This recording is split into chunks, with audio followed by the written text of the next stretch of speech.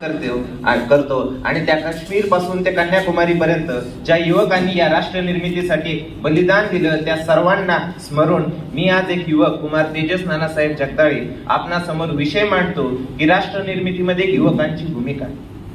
आता या विषयाच्या सुरुवातीलाच इथे माझी जी तरुण पिढी बसली आहे त्यांना हा प्रश्न पडला असेल की एवढा मोठा विषय घेतलाय तर खरं, पण त्यांनी राष्ट्र ही जी संज्ञा आहे याची व्याख्या द्यावी. तर मला अगदी सोप्या भाषेत तुम्हाला समजेल अशा भाषेत सांगायला आवडतं की ज्या भूभागावर धर्म, जात, भेद, रंग, रूप, रेषा हे सगळं असतानाही ज्या लोकांचा समूह एकत्र येतो, एकत्र राहतो आणि सीमाबद्ध झालेला असतो त्याला राष्ट्र म्हटलेलं असतं. मग तुम्ही विचाराल की राष्ट्र तर इतका मोठा आहे, मग त्याला युवकांची गरज तरी का भासली? तर आज जेव्हा उद्घाटन झालं त्यावेळेस बाबुल सरांकडे बघून मला आठवलं की जसे वक्त्याचे सामर्थ्य त्याच्या शब्दात असतात, कवीचे सामर्थ्य त्याच्या कवितेमध्ये असतात, तसे राष्ट्राचे सामर्थ्य हे त्याच्या युवकांमध्ये असतात. आता मला युवक लगेच सांगता येणार नाही, पण अगदी 2 ओळीत सांगण्याचा प्रयत्न करतो. जो किनारों से टकराते हैं उसे तूफान कहते हैं, जो किनारों से टकराते हैं उसे तूफान कहते हैं, और जो तूफानों से टकराते हैं उसे युवा कहते हैं, जो तूफानों से टकराते हैं उसे युवक कहते हैं. अहो, ज्याच्या अंगी नैराश्य येत नाही, ज्याच्यामध्ये म्हणजे जो उत्स्फूर्त असतो, ज्याच्यामध्ये ऊर्जा असते तो युवक असतो. आता ही राष्ट्र निर्मिती तुम्हाला समजून सांगताना मला इतिहासातले अनेक उदाहरणं द्यावं वाटतात. म्हणजे ती म्हणही मला सुचते की जो इतिहास विसरतो त्याचे काही भविष्य नसते.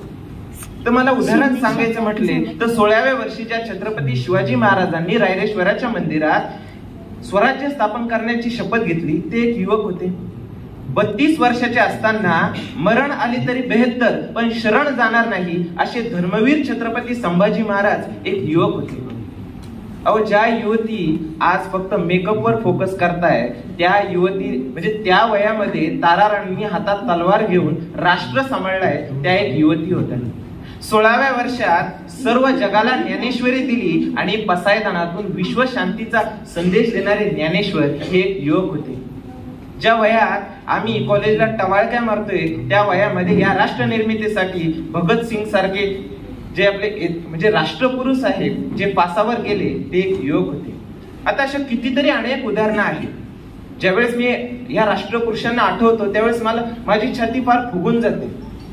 म्हणजे मला फार अभिमान वाटतो मी या राष्ट्रामध्ये जन्माला आलो, परंतु ती छाती फुगून काय उपयोग आहे? कारण आजचा तरुण हा फक्त म्हणतो की नुसतंच म्हणतो धरणी माय, पण तिच्यासाठी करतो काय? तसं म्हणावं वाटतं की नुसतंच म्हणतो भारत माझी माय, पण तिच्यासाठी करतो काय?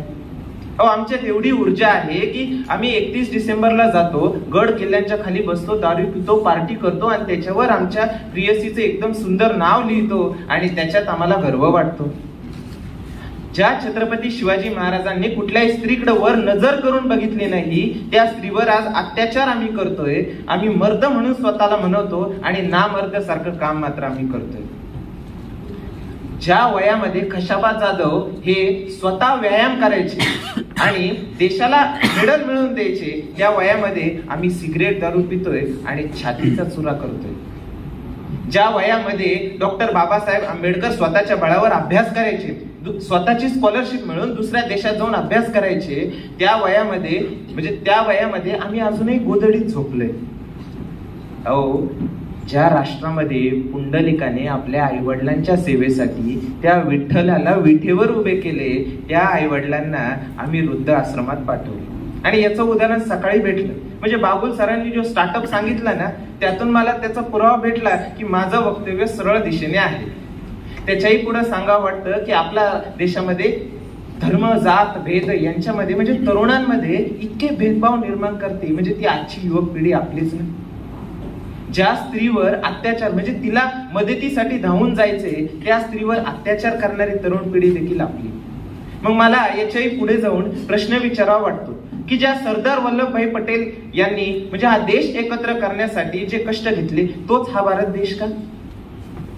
सरदार वल्लभभाई पटेल म्हणतात की युवकांमध्ये 3 कार असावा, म्हणजे तीन त कार असावा, तेजस्विता, तन्मयता आणि तपस्विता.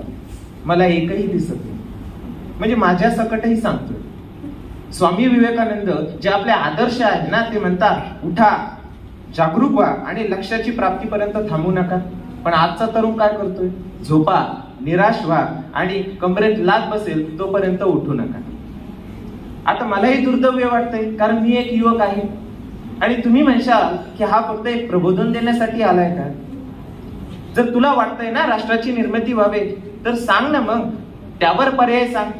तर युवक म्हणून माझे म्हणणे मला एकदम सोप्या भाषेत सांगावे वाटतात. कारण मित्रा, की जसं राम सेतू बनवताना एक म्हणजे खारीचा वाटा असतो, आपण म्हणतो ती खार जी स्वतःच्या अंगाला माती लावती आणि तिथे जाऊन हे करते, तशा भाषेत सांगतो की सगळ्यात पहिले आपल्याला जर राष्ट्र निर्मिती करायची असेल तर युवकांनी सगळ्यात पहिले मतदान केलं पाहिजे. ज्या रॅलीमध्ये तू हिंडतो, ज्या नेत्याच्या पाठीमागे हिंडतो, त्याला विचार का आज माझ्या घरासमोरचा रस्ता मध्ये खड्डे का बरं आहे. ज्यावेळेस तू विचारशील त्यावेळेस तुझे पाऊल हे राष्ट्र निर्मितीकडे असेल. ज्यावेळेस तुला कुठली अडचण येते त्यावेळेस त्या नेत्याला विचारण्याचा जो अधिकार संविधानाने तुला दिलाय, ज्यावेळेस तू तो वापरतो त्यावेळेस तुझा पाऊल हे राष्ट्र निर्मितीकडे पडलेलं असतं. ज्यावेळेस म्हणजे आज तुम्हालाही माहितीये की आपल्या देशाचे पंतप्रधान नरेंद्रजी मोदी आहेत. त्यांचं वय आज 73 वर्ष आहे.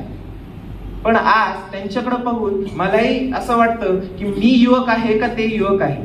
पहाटे 4 वाजता उठून ते स्वतः व्यायाम करतात आणि ते ज्या अर्थाने म्हणजे ज्या पद्धतीने देश सांभाळतायत त्या पद्धतीने इतक्या काही गोष्टी युवकांना त्यांच्याकडून शिकायला भेटतात.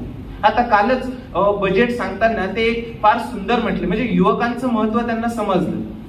फार सुंदर म्हणता की विकसित भारत का एक जो स्तंभ है वो युथ है, म्हणजे युवक आहे.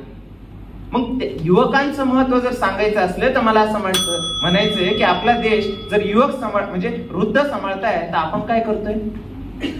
अरे जर तुझ्यात ऊर्जा आहे तर तू खेळ खेळला पाहिजे, जेणेकरून प्रत्येक राष्ट्राच्या कोपऱ्यातून नीरज चोप्राही तयार होतील आणि शीतल देवी तयार होतील. जर तुझ्यामध्ये ऊर्जा आहे ना तर तू काय म्हणजे तुझला जर कोणाशी भांडायचं तर इथे भांडू नको, सैन्यावर जाऊन भांड. आता 12th फेल सगळ्यांनी बघितलंय. तुझ्यात जर अभ्यासाची धमक असली तर इतका अभ्यास कर, राष्ट्रामधली सगळ्यात अवघड परीक्षा दे,